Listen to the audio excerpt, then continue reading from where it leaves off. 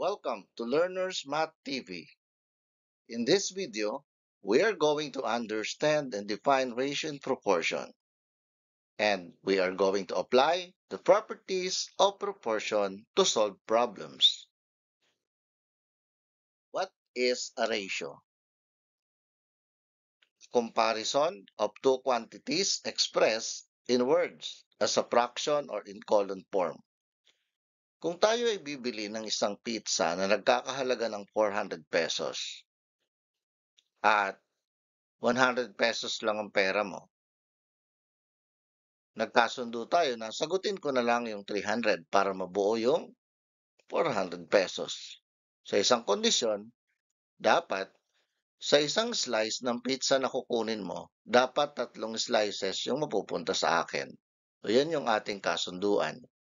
1:3. Yan yung comparison ng hatian. So, ang ibig sabihin, yan yung tinatawag nating ratio. Di ba? Na naisulat natin into words. Now, pwede rin naman natin yan isulat in fraction as 1/3 or 1:3 or 1/3. Then, pwede rin naman natin isulat yan in column form. Ayan. Ngayon, kung susubukan na natin itong paghatian ayon sa ating napagkasunduan, kung kukunin mo yung isang slice, kukunin ko yung magiging part ko na 3 slices. At kung kukunin mo na yung pangalawang slice, sa akin mapupunta yung natitira pang 3 slices. Kaya magiging result ng ating naging hatian, yung magiging ratio, ay 2:6. Sa 2 slices na nakuha mo, 6 na slices ang napunta naman sa akin. Pwede rin natin isulat yan in fraction form. Kaya kung pagsasamahin natin yung naging result ng ating hatian at saka yung agreement natin kanina, kung paano natin hahatiin, 1:3 ay equal sa 2:6. Or pwede rin naman natin isulat yan ha, 1/3 is equal to 2/6. Yan yung tinatawag nating proportion. Dahil lang sabi, ang proportion daw, it is an equation stating that two ratios are equal. Alamin naman natin ang mga properties ng proportion. The cross multiplication property. Isulat muna natin ang ating ratio and proportion in column form. If A is to B is equal to C is to D, then BC is equal to AD. Bakit? Ang sabi kasi, the product of the means is equal to the product of the extremes. Anong ibig sabihin niyan? Yung tinatawag nating means, yan yung nandito sa gitna. B times C. Ayan, B times C. Yan daw ay equal sa product ng mga extremes. Ang mga extremes naman, yung dalawang nasa dulo. A times D. Okay? Kaya, BC is equal to AD. Ngayon naman, kung isusulat naman natin yan in fraction form, ang sabi dito, A is to B is equal to C is to D, or A over B is equal to C over D, diba? Such that dapat yung B ay hindi equal sa 0. At yung D ay hindi rin dapat equal sa 0. Okay, bakit? Kasi pag ang fraction, ang kanyang denominator ay 0, it means it is undefined. Diba? Okay. So, dito ngayon mangyayari yung cross multiplication property. Ayan. You are going to multiply A times D or B times C is equal to A times D. Yan ang ibig sabihin ng cross multiplication property. Subukan natin i-apply ang cross multiplication property. We're going to prove that the ratios given are equally proportional. Okay? Meron tayo ritong 3/4 is equal to 12/16. So, mangyayari ngayon, 4 times 12, yan, is equal to 3 times 16. 4 times 12 is 48, and 3 times 16 is also 48. So, we have already proven that the ratios are equally proportional. For our next property, yung tinatawag nating alternation property, ang sabi dyan, if AB, A is to B, or A over B is equal to C over D, then A over C is equal to B over D. Provided that dapat B, D, and C are not equal to 0. Okay, alam naman natin na pag naging 0 ang denominator, it will be undefined. So, subukan natin kung tama yung ating property. If 2/4 is equal to 3/6, i-apply natin. Then,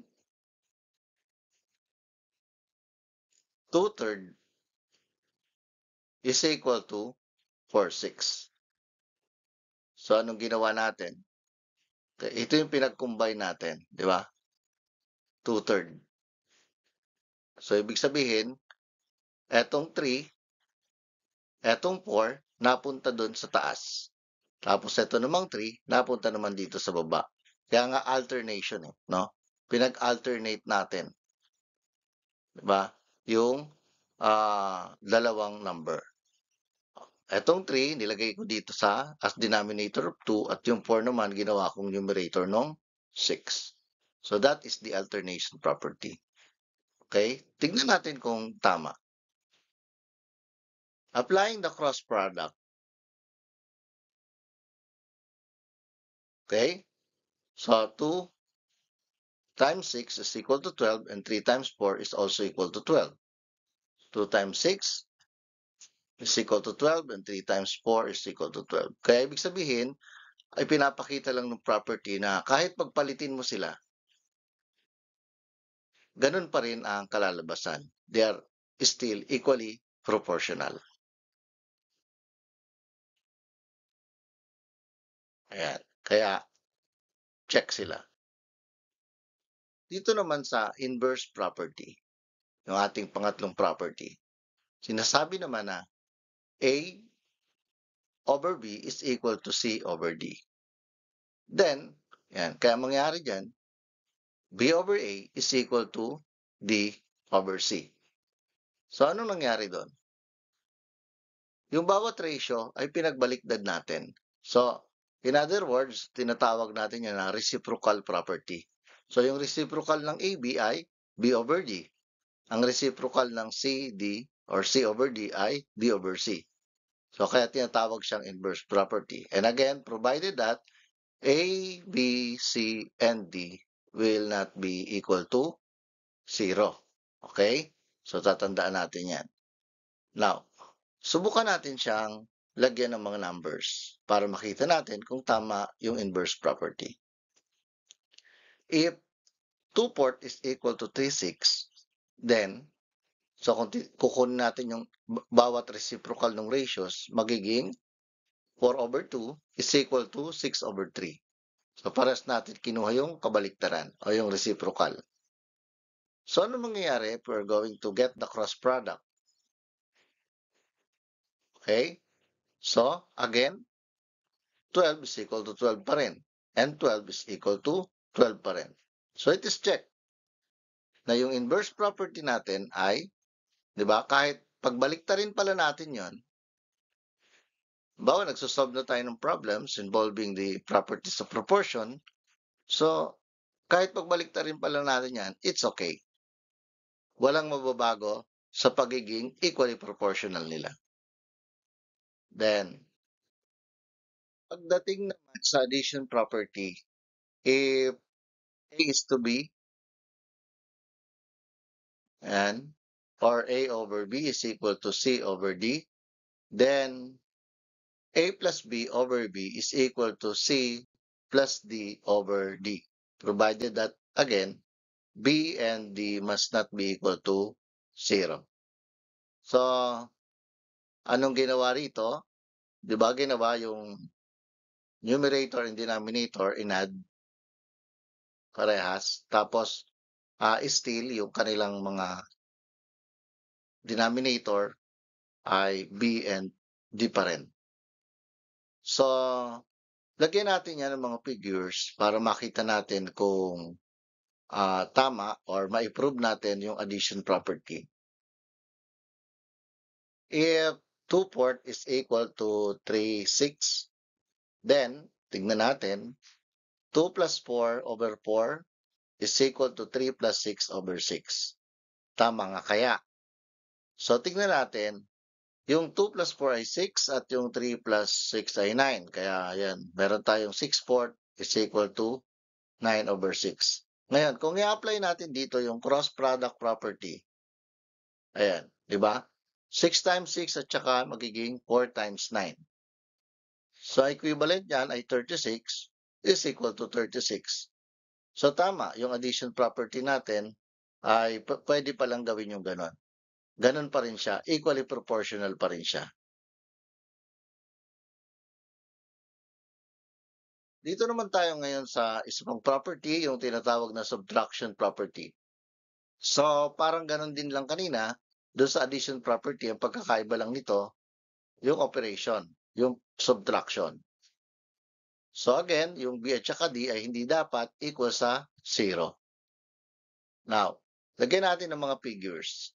If 2 port is equal to 3, 6, then 2 minus 4 over 4 is equal to 3 minus 6 over 6. Check natin. Ba, 2 minus 4 is negative 2 at 3 minus 6 is negative 3. Kaya meron tayong proportion dito na negative 2 over 4 is equal to negative 3 over 6. So, applying the cross product property, makikita natin na they are still equally proportional. Bakit? Nag-equal pa rin yung mga product. Ba, negative 2 times 6 is negative 12 and 4 times negative 3 is equal to negative 12. Para naman dito sa summation property, kaya ito sinasabi, if A over B is equal to C over D is equal to E over F, then, di ba, yung A over B is equal to C over D is equal to E over F ay equal yan sa sum, okay, ng lahat ng mga numerator over ang sum ng lahat ng mga denominator. Ayan, nandito lahat. And it is equal to K. Yan yung tinatawag nating K. Or tinatawag na, di ba, yung K is a constant of proportionality. And of course, provided that B, D, and yung F must not be equal to 0. Lagyan ulit natin ng mga figures to understand the property. So, kung meron tayong 3 port is equal to 6, 8 is equal to 12, 16, kung i-apply natin yung summation property, ayan, i-add natin lahat ng numerator at i-add natin lahat ng denominator, so it becomes 21 over 28. So, if we're going to reduce 21 over 28 in lowest equivalent fraction, yan ay equal sa 3 port. Paano nangyari yon? If we divide 21 by 7 and 28 by 7, di ba? 21 divided 7 is 3, 28 divided by 7 is equal to 4. Okay? Yan din naman yung tinatawag natin na, di ba? Yung K na yan, yan yung tinatawag natin na scale factor in geometry. Okay? So, napapansin niyo dito, isa sa mga ratio given is 3 port. Ayan.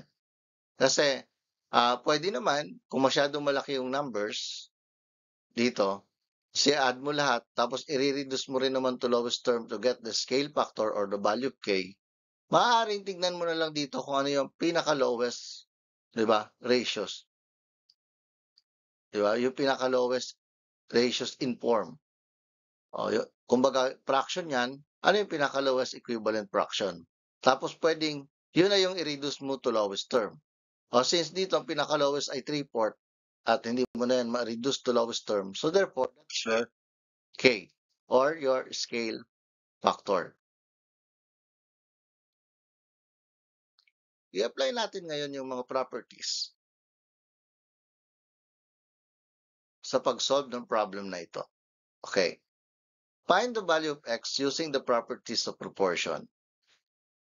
So, mangyayari dyan, if we're going to apply the cross product property, so magiging, di ba, i-multiply ito doon sa quantity na x minus 3 at yung 3 times the quantity x plus 2. So, by distributive property of multiplication, 4 times 6 is equal to 4x, 4 times 3 or negative 3 is equal to negative 12. And 3 times 6 is equal to 3x and 3 times 2 is equal to 6. Then, okay, pagsamahin natin yung the same term sa bawat side ng equation. So, magiging 4x minus 3x. And then, lipat natin yung negative 12, maging positive 12, magiging 6 plus 12. So, ibig sabihin, yung 4x minus 3x is just equal to x. And then, 6 plus 12 is equal to 18. So, the value of x that we got is 18. So, for another problem, use the properties of proportion to find the value of x and y. Okay, subukan natin. Sabi rito, if 2/3 is equal to 12 over 18, then 3 over 2 is equal to x over y. Ano kaya yung value ng x and y? So kung mapapansin natin dito, ito ay 2/3. Pagdating naman dito ay naging 3 halves. Napansin niyo, pagdating dito yung 2/3, dito yung kanyang reciprocal o yung kabaliktaran. So ibig sabihin nito, pwede nating i-apply, di ba, yung inverse property of proportion. So ang ibig sabihin ngayon, yung x over y ay equal sa 18 over 12. Di ba? So babalik na rin din natin yan. Kasi ang ginamit natin yung inverse property of proportion. Dito naman sa problem na to, use the properties of proportion to find the equivalent. Ayan. If 9 over 4 is equal to x over y, then 13 over 4 is equal to what? Diba? So, we have to find this missing equivalent. Ano ba yan? Ano ba yung ratio na yan? Okay? So, using the addition property of proportion. Okay. Bakit addition property? Mapapansin natin kasi pag inad natin yung 9 plus 4, that is equal to 13. So, ibig sabihin, ang ginamit dito ay yung addition property. Diba? 13 over 4. So, ibig sabihin, ganun din ang i-apply natin dito sa x over y. Kasi yun ang nangyari sa 9 over 4. Ayan. So, ibig sabihin, yung 13 over 4 na yan ay equal sa x plus y over y. Di ba? It is by using the addition property of proportion. Okay. Next example tayo. Find the scale factor of the given proportion. Okay. Ito yung sinasabi ko sa inyo kanina. Ito yung mga given proportions natin. If we're going to apply the summation property of proportion, so i-add natin lahat yan. So napakalaki na yun, tapos i-reduce natin to lowest term. So ang shortcut dyan, hanapin mo yung pinaka, di ba, lowest in form na equivalent fraction. So ang pinakamababa dyan, ito, di ba? All of them are equally proportional naman eh. Pero ito yung pinakamababa. So yan na ngayon yung kunin natin to get the scale factor. Ayan, 9 over 12. Yan ngayon yung i-reduce natin to lowest term by dividing numerator and denominator by 3. So, 9 divided by 3 and 21 divided by 3. So, that is equal to 3 over 7. So, yan ngayon yung ating scale factor. Okay? Lagi lang natin tatandaan, sa math ay maaari kang maging mahusay kung lagi kang handa na mag-practice o magsanay